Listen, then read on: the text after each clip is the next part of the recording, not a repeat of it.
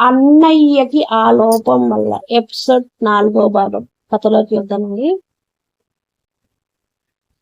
Shock తిన్నట్టయింది. నమ్మలేనట్టు అమ్మ మొహం చేసి చూశాను. కిందకు దించుకుని ఉంది. నేను వింటున్నది నిజమేనా? అదే సెకండ్ లో మళ్ళీ ఎక్కడికో ఆలోచనలు వెళ్ళిపోయాయి. వదినని కావలించుకున్నట్టు పక్కన పడుకుని మీద 2 చేతులు వేసి ఏదేదో చేసినట్టు నాకు తెలియకుండానే ఆలోచనలు వస్తున్నాయి. అమ్మ మొహం కేసి చూస్తే, నీకొకటి చెప్తాను, ఆడదానికి ఎంత అందం ఉన్నా బిడ్డ ఉన్నప్పుడే దానికి ఆ సార్థకత. పాలు ఇచ్చినప్పుడే వీటికి సార్థకత చేకూరినట్టు. అమ్మ ఎప్పుడు ఇలా మాట్లాడడం వినలేదు. అది వినడం అయినా పైకి బింకంగా అన్నాను. నా సొంత వదిన గురించి అలా ఎలా ఊహించుకోగలను? నేను బాగా ఆలోచించే నిన్ను ఇలా అడుగుతున్నాను. దాని సంసారం కూలిపోకుండా ఉండాలంటే ఇదొక్కటే మార్గం. నువ్వు వయసులో ఉన్నావు. పైనే చూశావు నువ్వు. దాని అందం నిజంగా చూస్తే నువ్వు ఆపుకోలేవు.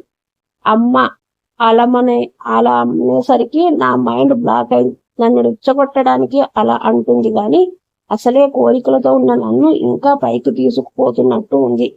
ఇదంతా నిజంగానే జరుగుతుందా లేక నా కళ అనిపిస్తుంది. కానీ ఇంకా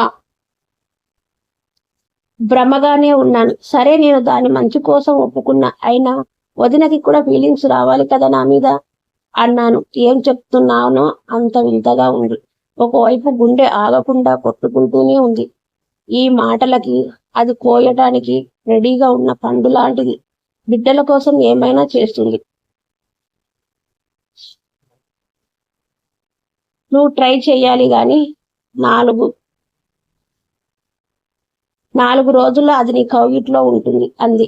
అమ్మ అనే ఒక్కొక్క మాట నన్ను ఎక్కడికో తీసుకుపోతుంది. వదినని పక్కలో ఊహించుకోవడం నాకు కష్టంగానే ఉంది, కానీ ట్రై చేస్తాను. కానీ ఇందులో నువ్వు నాకు సాయం చేయాలి అన్నాను. నువ్వు దాన్ని ఆకర్షించడానికి ప్రయత్నించు. నేను నీకు ఆకర్షణీయంగా ఉండేలా చేస్తాను. నీ వైపు తోస్తాను. గాని దాని దగ్గరకు తీసుకుని ఆ సుఖం చూపించడం మాత్రం నీ పని అంది. అంత నమ్మలేకుండా ఉంది. పైకి లేచి వెళ్ళబోతూ అంది. ఇది నాకు తప్పించి ఎవరికి తెలియకూడదు. దానికి కూడా చెప్పకు అని దగ్గరికి వచ్చి బుగ్గ మీద ముద్దు పెట్టి బెస్ట్ ఆఫ్ లక్ అని వెళ్ళింది. నాకు ఆకాశంలో తేలుతున్నట్టుంది. పక్క మీద పడుకుని ఒకటే ఆలోచనలు. వదినతో అలా ఆ సుఖం వేరే స్థాయిలో ఉంది. తెల్లారి ఉదయం వదిన సోఫాలో కూర్చుని ఉంది.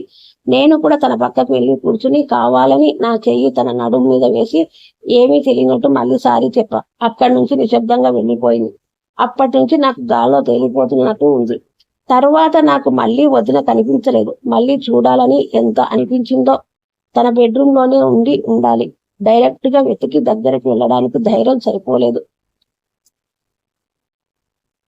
బయట పని ఉండడంతో బజారుకి వెళ్ళి వచ్చేసరికి దాదాపు రాత్రి అయింది. అమ్మ త్వరగా డిన్నర్ పెట్టేసింది. ఇంకా వదిన కనిపించలేదు. ఏం చెప్తుందో?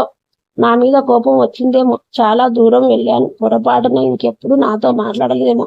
బాధ వేసింది. ఆ ఆలోచన రాగానే అలా టచ్ చేయకుండా ఉండాల్సింది. మళ్ళీ ఆ టచ్ గుర్తుకు రాగానే జివ్వున రక్తం వేడెక్కింది. తినడం అవ్వగానే వెళ్ళి స్నానం చెయ్యరా అంది అమ్మ. ఇప్పుడు ఆ స్నానం ఎందుకు అన్నాను. ఊరంతా తిరిగొచ్చావు కదా అందుకు అంది. సరేలే అని బాత్రూమ్ లోకి వెళ్ళాను. ఇవి కట్టుకో అని ఓ తెల్లటి కొత్త పంచె ఇచ్చింది. మరి చొక్కా అన్నాను. చొక్కా ఎందుకులే, వేడిగా ఉంది, ఈ కండువా వేసుకో అని కొత్త కండువా ఇచ్చింది. వేసుకుని ఇంకా నిద్ర టైం అయ్యిందని నా బెడ్రూమ్ లోకి నేను వెళ్ళాను. బెడ్రూమ్ లో అడుగు పెట్టగానే అంతా కొత్తగా ఉంది. ఎక్కడి నుంచి మంచి సెంటు వాసన వస్తుంది. కొత్త బెడ్ షీట్ వేసి మంచం నీటుగా ఉంది. ఎంతో ఇవాళ విశేషం అనుకుంటూ వెళ్ళి కూర్చున్నాను. పక్కనే ఉన్న పుస్తకం చేతిలోకి తీసుకుని చదవడం మొదలు పెట్టాను. లేదో తలుపు దగ్గర అలికిడి అయి అటు చూశాను. నా కళ్ళు నేనే నమ్మలేకపోయాను. తలుపు దగ్గర వదిన తల దించుకుని నేలకేసి చూస్తుంది. రావాలా వద్దా అని సందేహిస్తున్నట్టు. నలుపు అంచు ఎరుపు చీరలో దగదగ మెరిసిపోతుంది. మంచి మ్యాచింగ్ జాకెట్ చేతిలో గ్లాస్ పట్టుకుని ఉంది. హాయ్ వదిన, ఏంటి ఇలా వచ్చావు? ఏం పట్టుకొచ్చావు? అని అడిగాను వీలైనంత నార్మల్ వాయిస్ లో. అమ్మా నీకు పాలు ఇమ్మంది అని దగ్గరికి వచ్చింది. ఆ వస్తున్న శిల్పాన్ని కన్నార్పకుండా అలాగే చూశాను. తీసుకొని గ్లాస్ పట్టుకుని చెయ్యి చాచింది. చేతి కింద నుంచి నడుం భాగం గమనించాను. బొడ్డు కనిపించి కనిపించకుండా ఉంది చీర అంచుల్లో. బొడ్డు కింద చీర కుచ్చిళ్ళు అందంగా అమర్చబడి ఉన్నాయి. కొంచెం పైన నన్ను చూడు అన్నట్టు తన అందాలు చూడగానే కంగు తిన్నాను. చీరలోంచి స్కిన్ కలర్ స్పష్టంగా కనిపిస్తుంది. జాకెట్ లైట్ గా ఉంది. అందులో ఇమడలేకపోతున్నట్టు ఆ అందం గుండె కొట్టుకోవడం మొదలుపెట్టింది. నా చూపుని గమనించి చేత్తో బయట కిందకి సర్దుకుని పాలు అంది చిన్నగా. అయినా అలాగే చూస్తూ గ్లాస్ తీసుకున్నా. కొంచెం తాగి, ఏంటి ఇందులో పంచదార వేయలేదా? నువ్వు చూడు అని చెయ్యి పట్టుకుని కిందకి లాగి గ్లాస్ చేతికిచ్చాను. సిగ్గుపడుతూ పక్కన కూర్చుని పాలు తాగి, లేదే తీయగానే ఉంది కదా అంది. నేను ఏది చూడని అని మళ్ళీ గ్లాస్ లాక్కుని నోట్లో పెట్టుకున్నాను. ఇప్పుడు తీయగా ఉంది అన్నాను తన కళ్ళలోకి చూస్తూ. సిగ్గుగా తల వంచింది. నేను మళ్ళీ ఫ్రీడమ్ దొరికినట్టు మెడ కింద భాగం కేసి చూశాను. బయట సందులోంచి యథాసొంపులు కవ్విస్తున్నాయి. బయటకి పిన్ను పెట్టుకోలేదు అని గమనించాను. అందువల్ల అది కొంచెం కిందకి జారినట్టుంది. ఏంటి ఈ ముస్తాబు ఎవరి కోసం అని అడిగాను. ఏమో అత్తయ్య తయారు చేసింది. ఎందుకు అని అడిగిన. ఏమీ చెప్పలేదు అంది. నేను చెప్పనా అని అప్పటి వరకు మీద కప్పుకున్న కండువా తీసి పక్కన పెట్టి ఎడం చేత తన చుట్టూ చెయ్యి వేసి పట్టుకుని దగ్గరకు లాక్కున్నాను నెమ్మదిగా. నా ఛాతీ వైపు సిగ్గుపడుకుని చూసింది. నా కోసం నువ్వు ఇప్పుడు ఇంత అందంగా ఆకర్షణీయంగా ఉన్నావో తెలుసా అన్నాను. నేను నీకు వదిననురా, అలా మాట్లాడవచ్చా? తప్పు కదా అంది. కానీ గొంతులో ఏమాత్రం కోపం లేకపోగా కొంటెతరం వినిపించింది. నువ్వు నా వదినవి కావటం నా అదృష్టం. లేకపోతే ఇంత దగ్గరగా నిన్ను చూసే అదృష్టం కలిగేదా అన్నాను. ఇంతలో ఎడం చేత్తో బయటని నెమ్మదిగా కిందకి తోశాను. మాట్లాడుతుంది. తను అది పట్టించుకోకుండా నా గుండెలకేసి చూస్తుంది. పక్కన కూర్చుని మొహం నా వైపు తిప్పినందువల్ల తన మొహం నా గుండెలకు దగ్గరగా వచ్చింది. నేను తల వంచి అందమైన తన పెదవులపై ముద్దు పెట్టాను. అదే సమయంలో ఎడం చేత్తో జాకెట్ మీద చెయ్యి పెట్టి తన ఎడమ చెయ్యి కింద నడుము నొక్కాను. సిగ్గుపడి లేవబోయింది. కానీ బయట నా చేతిలో పట్టుకున్నాను. లేచి 4 అడుగులు వేసింది. అప్పటికే దాంతో నడుముకి కట్టుకున్న చీర సగం ఊడి వచ్చేసింది. ఒక చేత్తో కుర్చీల దగ్గర పట్టుకుని ఇంకో చేత్తో మిగతా చీర లాక్కోవడానికి వంగింది.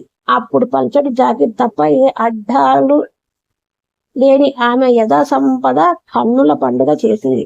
అసలే లోపల లంగా వేసుకునివ్వలేదురా, ప్లీజ్ ఇచ్చేయరా అంది బ్రతిలాడుతూ. నాకు టెంపరేచర్ రెట్టింపు అయింది ఆ మాట వినగానే. సరే అలాగే వచ్చి పక్కన కూర్చో, ఆ మాత్రం ఉండాలంటే అన్నాను. నెమ్మదిగా అడుగు వేసి దగ్గరికి వచ్చింది. ఓ చేతిని కుర్చీల దగ్గర పట్టుకుని ఇంకో చేతితో ఎదని కప్పుకోవడానికి విశ్వ ప్రయత్నం చేసింది. జాకెట్ కింద బొడ్డు భాగం ఏ అడ్డు లేకుండా కనిపిస్తుంటే నాకు పిచ్చెక్కిపోతుంది. బొడ్డు కింద చీర ఒక పొర అంటే చుట్టూ మిగిలి ఉంది. అది తన చెయ్యి తీస్తే వెంటనే కింద పడిపోయేటట్టుంది. లోపల ఏమీ లేదు. నాకు ఫుల్ మూడ్ వచ్చి కోరికలు పెరిగిపోతున్నాయి. ఆపుకోలేకపోతున్నా. అప్రయత్నంగా మంచం మీద చెయ్యి వేశాను. తన చూపు అటువైపు మళ్ళీంది. అప్పుడు గుర్తొచ్చింది, తనకి నా శరీరం నచ్చి ఉండాలి. కావాలనే 2 కాళ్ళు దూరంగా జరిపాను. నేను కూడా వేసుకున్నది పంచే. లోపల ఏమీ లేకపోవడం వల్ల కొంత భాగం బయటకి కనిపించడం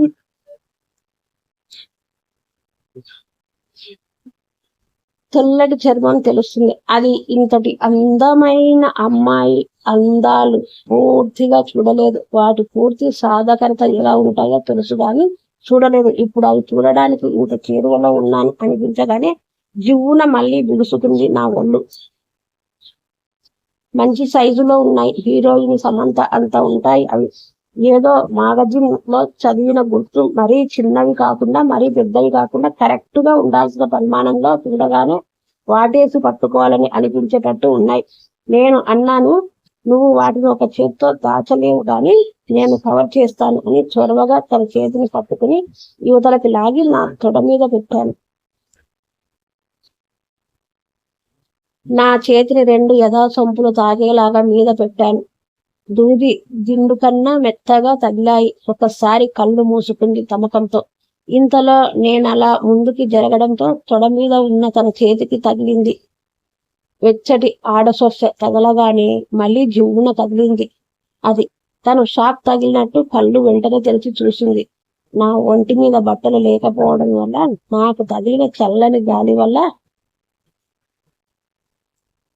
తెలుస్తుంది తన గుండెల వేగం ఉన్నట్టుంది. పెరిగిన తన యథాసొంపులు అదురుతున్నాయి.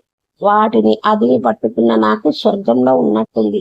చూపులు కిందకి దించాను. బొడ్డు కింద వరకు చీర లేదు. సన్నటి నడుము వెడల్పు అయిన చోట కూడా చీర లేక బహు అందంగా ఉంది. కూర్చున్న చోట కాళ్ళు పై భాగం కలిసే చోట మాత్రం చీర ఒక పొరలో ఉంది. తన చెయ్యి ఇంకా అక్కడే అంటు పెట్టుకుని ఉంది. అంత తేలిగ్గా వదలను అన్నట్టు. పల్సటి ఎరుపు చీర పొర నుంచి తొడలు మెరుస్తున్నాయి నిబనిగా. ఇంకా ఆ లక్ష్యాన్ని కూడా వేధించాల్సిందే అని నడుము దగ్గర ఉన్న చేత్తో చర్మాన్ని తడుముతూ కిందగా మిగిలిన చీరలోకి పోనిచ్చాను. మెత్తని పొత్తి కడుపు దాటాక కింద తొడ దగ్గర జాయింట్ తగిలింది.